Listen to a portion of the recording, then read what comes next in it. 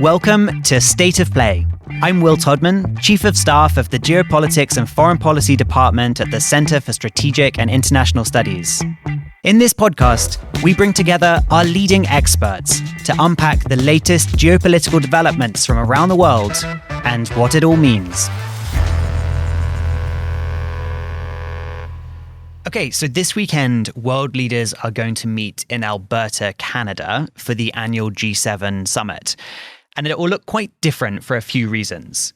Firstly, lots of the G7 countries have new leaders. So we have new leaders from Canada, Germany, Japan, and the UK. And for President Trump, it's going to be his first G7 summit in nearly 6 years. Second, we have some new invitees. And each year they tend to invite other world leaders. So we have some returnees like President Zelensky of Ukraine and Prime Minister Modi of India. But we also have other new invitees like President Sheinbaum of Mexico and Crown Prince Mohammed bin Salman of Saudi Arabia. Although at the time of recording, we don't yet know if he's going to accept this invitation or not. But I think most importantly, this summit is set against the background of some really big changes in US foreign policy, including the fact that President Trump has decided to either threaten or impose tariffs on all of the other members of the G7, as well as nearly everyone else in the world. And he also has taken a much more sympathetic stance to Russia in the negotiations over Ukraine. So today, we're going to preview some of what this weekend's summit will look like, but I also want us to go deeper and think about how the changing international system is changing the G7. Does it even matter anymore? And if not, what needs to happen for it to become relevant again?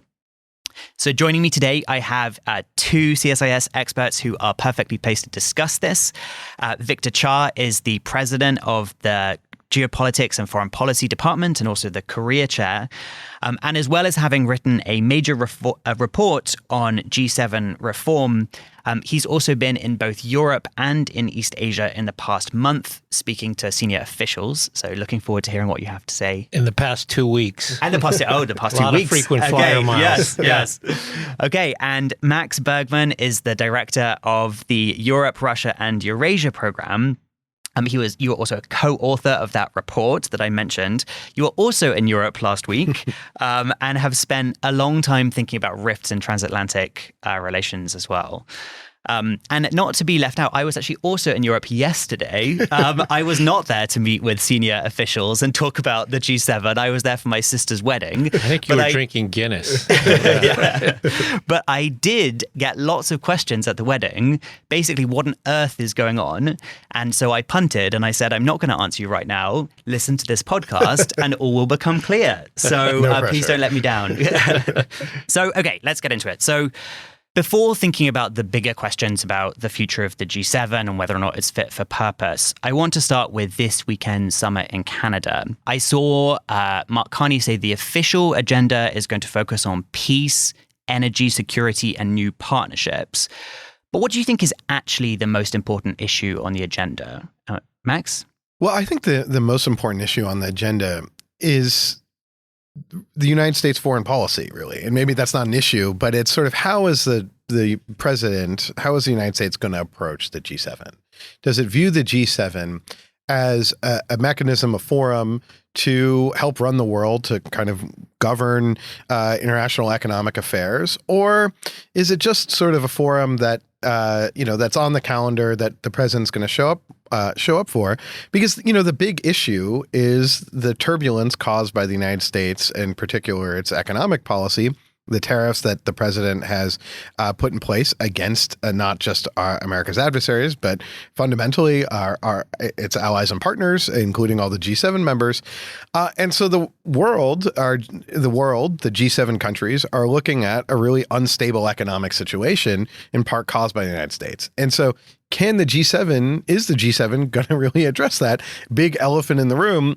And I think that's a huge question, because it goes to the heart of whether the G7 can really serve as the forum for global economic governance that it's attempted to serve as really for the last 50 years. I mean, I don't disagree with Max. I mean, if we think the last time that Trump went to the G7 in Canada, he arrived late. He called for Russia's re-entry. Yeah. Oh, yeah. He called Trudeau names. I can't remember what they were, dishonest or something like that. And then at the last minute, the United States refused to endorse the joint statement, right? Oh. So he kind of blew up the party. And so you think it couldn't possibly be any worse.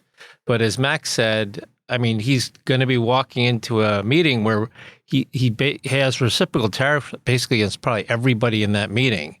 And so I think you're right. I mean, it's the focus will probably be, even if the text is what you said, like whatever you said, clean development, peace, and all this, the subtext is clearly going to be the United States again. And, and I think Trump actually likes that. I think he likes it that way. Some people are like, if he hates the G7, why does he even bother going? And I think he goes because if he doesn't go, then he's going to be irrelevant, right? And he'd rather be the center of attention than be irrelevant. And talking about him being the center of attention, I remember from last time, this amazing photo came out. The last time that Trump was there. It's an iconic photo. Yeah, so he's sitting down at a table opposite him. Angela Merkel is leaning forward and all these other world leaders are around. What kind of optics should we expect from this time around? Something similarly dramatic? I would think so. Look, and I think the other aspect of this is in some ways expectations for substantive deliverables have to be held low, given that Mark Carney, just became Prime Minister of Canada. You have new leaders, as you mentioned, but particularly in Germany, that a new German chancellor also that, I think it's roughly 6 weeks on the job for Friedrich Merz. So the chance for a big deliverable, I think, is low. But I think the optics here are with both Canada, Germany, and others trying to look tough vis-a-vis Trump, or potentially look tough.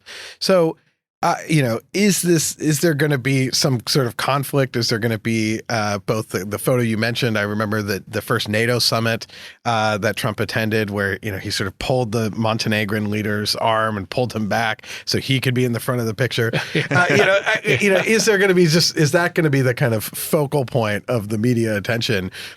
And it would make sense because we're not, I think, going to have any big substantive deliverables. The funny thing about that picture, the one that Will was talking about, is that if you go like in different countries, that picture is shown from a different angle to favor that particular country's leader. So the one that we see is the one of Merkel, and of course that's the most, and they're all look like they're confronting Trump.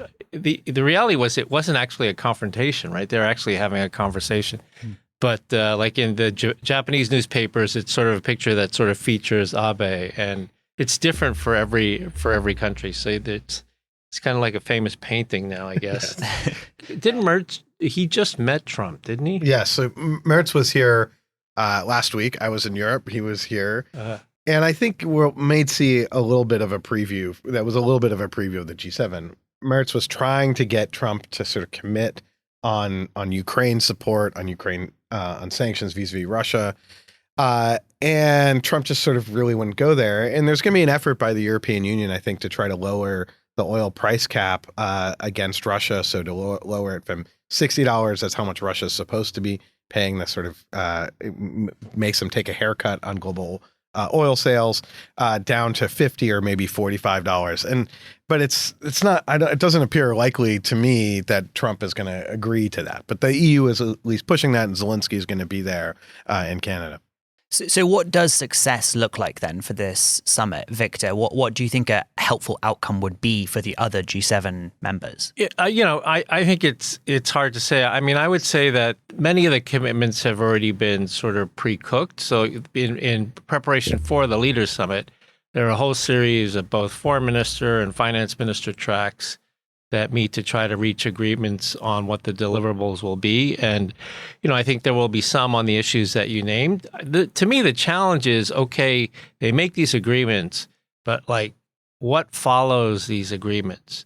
Part of the issue with the G7 is that it's a very informal institution. And so task forces are created, but there aren't sort of really heavy, serious reporting requirements. Everybody kind of takes on the responsibility and says that they'll do it. And in some cases, not in all, members are not called to task if they don't sort of meet those marks. So I think it's a club. It's got a clubbish type atmosphere.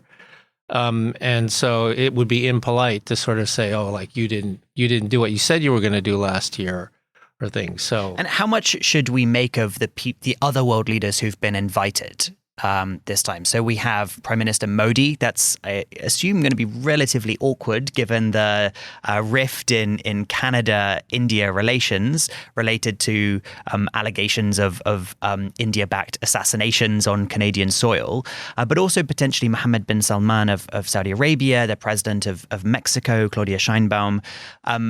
What do you think about these new invitees? So, I mean, it's interesting because particularly the ones that you mentioned, if like part of the narrative of the G7, it's supposed to be sort of this new global governance institution. I mean, inviting some of these countries that you mentioned are not exactly countries that you would think of as being on board with sustaining the rules-based order. I mean, if anything, they're kind of playing both sides, right? On the one hand, they're working with like-minded countries when it's in their interest. On the other hand, they're working with Russia, China, and others when it's in their interest.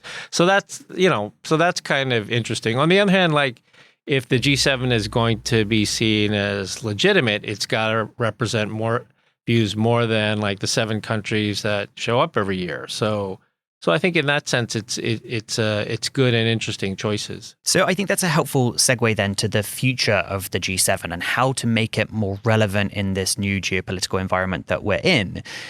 Multilateralism hasn't had a great track record over the past few years. We see complete gridlock in the UN Security Council with vetoes flying around from Russia, from China, even from the US recently as well.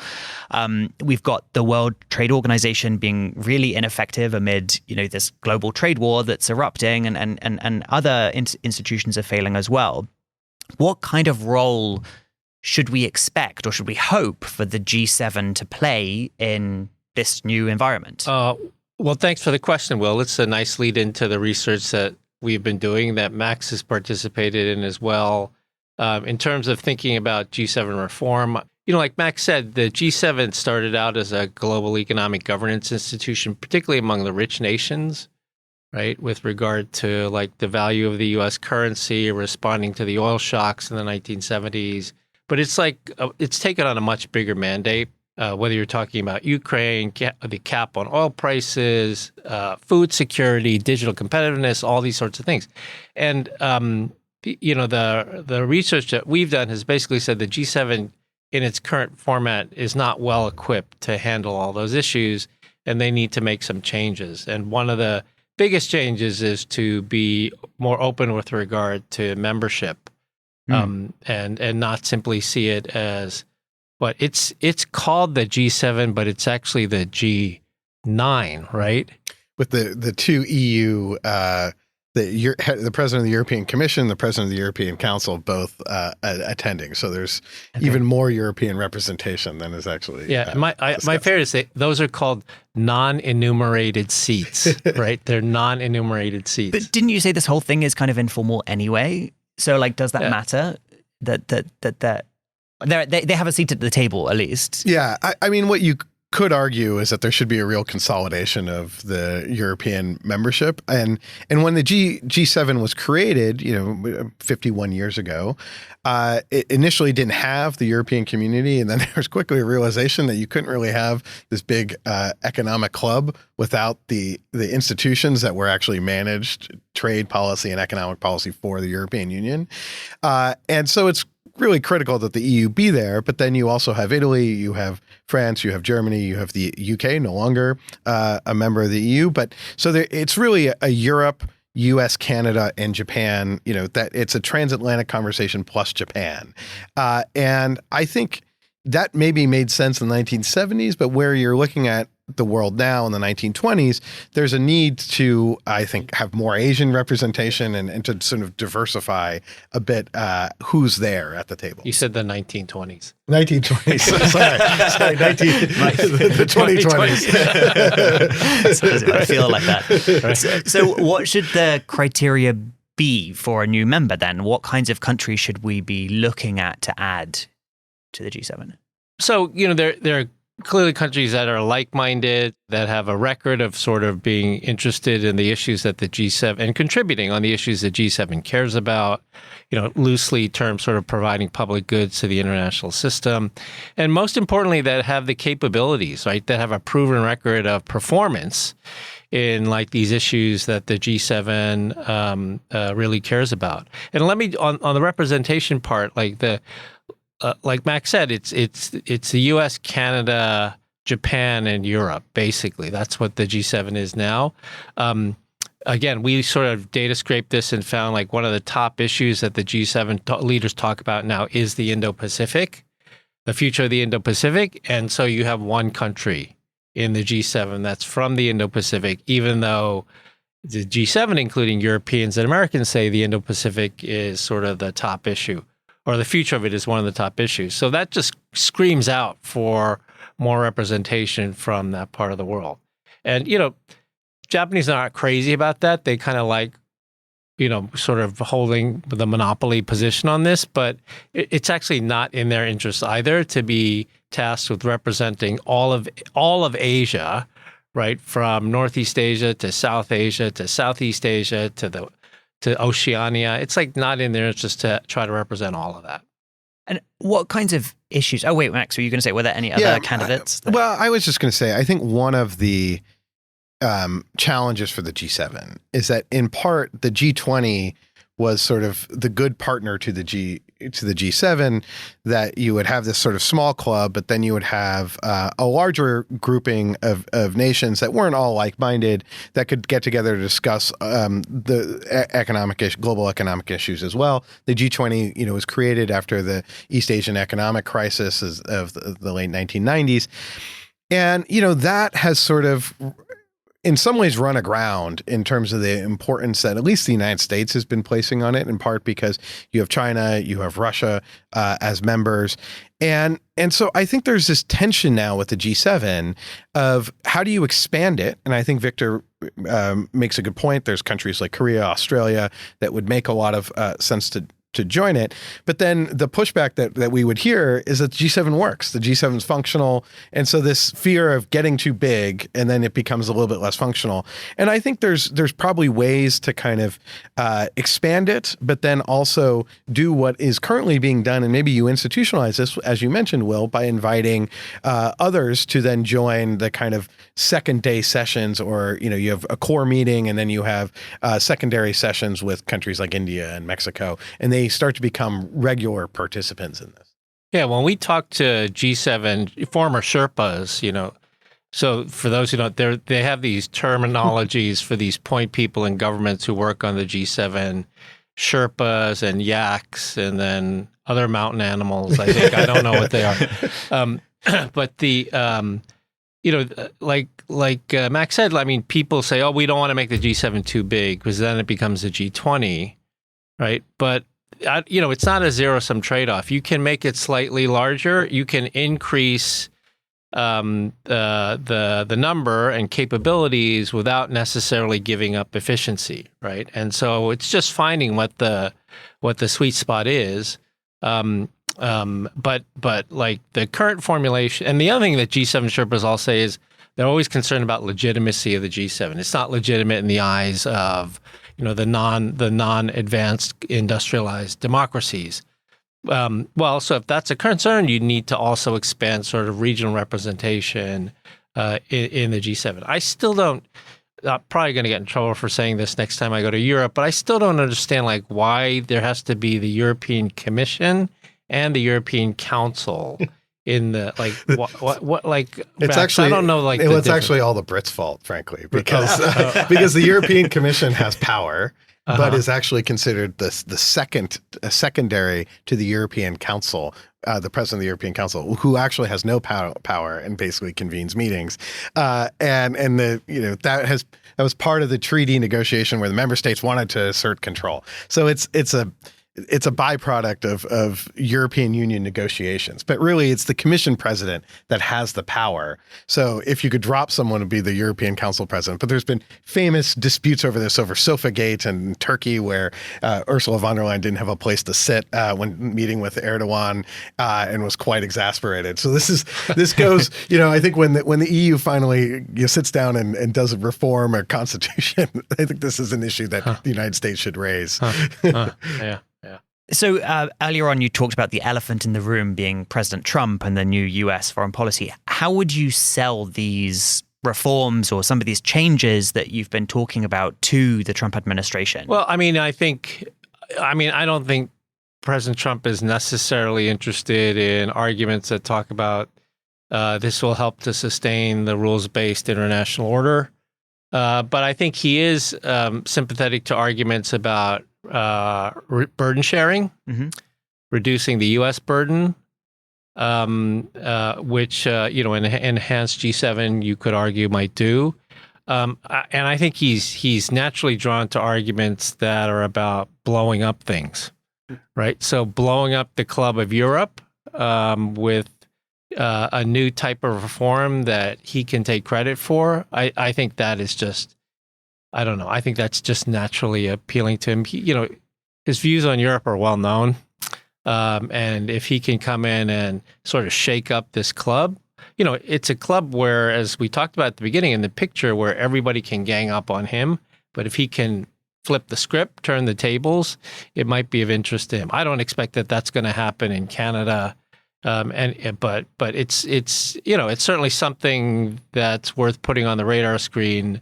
The real goal, obviously, is to increase the capabilities of the G7 such that they can play this role when the UN, like you said, the UN Security Council, the WTO, the G20, the BRICS, none of these organizations are going to step in and play. And we don't want some of them to sort of step in and play this role as the U.S. is sort of receding from the role as sort of the underwriter of the rules-based order. Okay, so to wrap up each episode, we're going to do a quick fire round of questions. Oh, okay. So here we go. Okay, so the first one. I didn't have my coffee yet.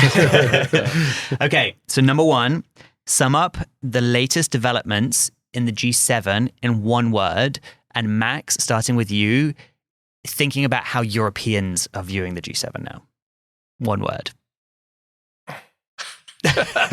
I'll say in-laws. And what I mean by in-laws, that's a really weird term to use, is that it's a bit like going to your in-laws and having to deal with, you're trying to get through this whole event. Okay. And hopefully there'll be another one and, the family will stay intact. Okay. And Victor, non-European members of the G7, how are they viewing this? I'd say disruption. This is sort of the first real gathering of a, sort of big, major multilateral gathering, after the first 100+ days of Trump. So I would say disruption. Great. You took that in quite different directions. Let's see. Meeting with in-laws can be disrupting. Okay. So number two, of the US, Russia, and China, who's up and who's down the most this week? Victor. So I would say right now it's a tie between the U.S. and China being up because of all the anticipation of what could come out of the London meetings on the trade talks. I don't have high expectations, but clearly they're at the table talking, which is what I think the entire world wants. Yeah. Okay. I think Russia is down. Ukraine just had a spectacular attack on Russian military bases and their strategic bomber force, and Russia's now sort of lashing out by just striking Ukrainian cities. But so I think Russia is down and feeling quite exposed and sort of embarrassed given the events of the last week. Okay. And then the final one. Okay, what word or term would you ban pundits from saying about the G7? Victor? So I'll actually go back to a word that I used already in the discussion, and that is legitimacy. There's always this talk, pundits always talk about how, the G7 is not legitimate. It doesn't account for, it represents less than 10% of the world's population now, these sorts of things.